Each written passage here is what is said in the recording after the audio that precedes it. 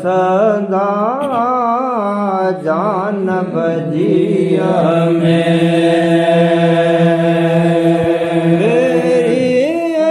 जी पजार साहेब उस कनल के मिल महबूब में था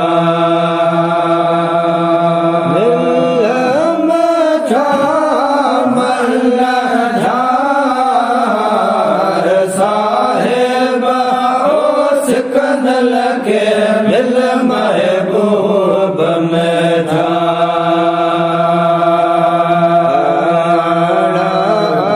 जीवन मोह बन मांगा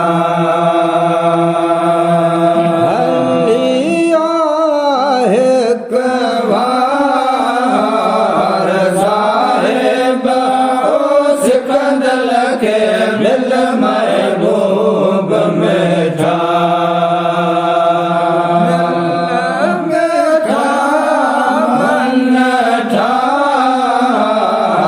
साहेब उस कंदल के मिल महबूब में था गाया घूट घूरन सा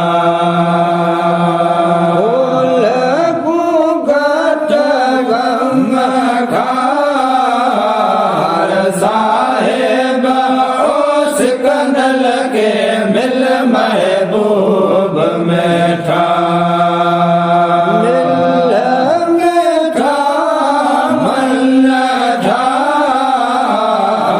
साहेब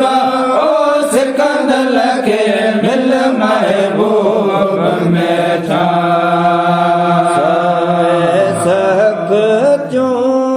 मोसरत सठ्यों माहेग जिया गल्हार साहेब उस कंदल के मिल महबूब में था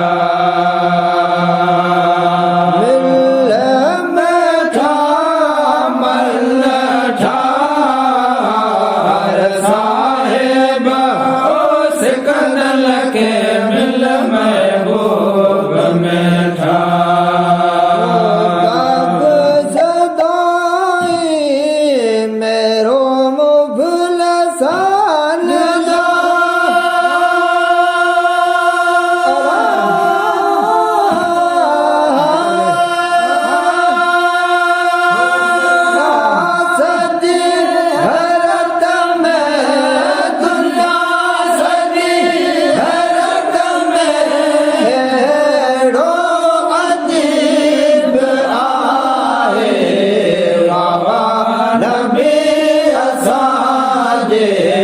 हक जो हबीब आए बाबा नबी असाजे हक जो हबीब आए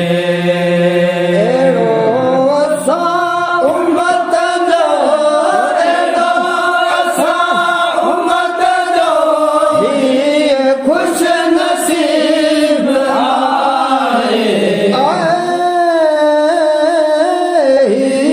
खुश नसीब आए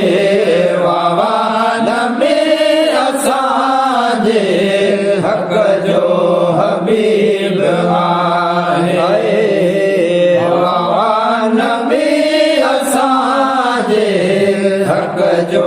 हबीब आए लग में लक लगा है माझे मेरा मुरसला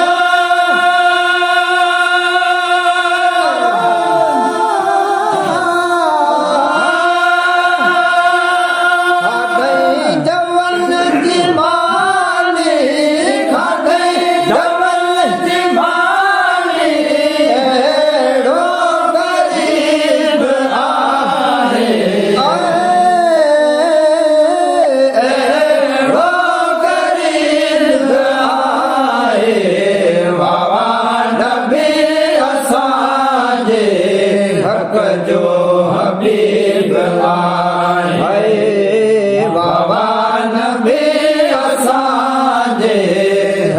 जो हबीब आहे गम न कर जतोई दुनिया आखिरत जो छॾे असां ते नज़र छॾे असां ते अहिड़ो रकीब आहे अहिड़ो रकीब आहे बाबा नबी असांजे हक़ जो हबीब आहे बाबा नबी असांजे हक़ जो हबीब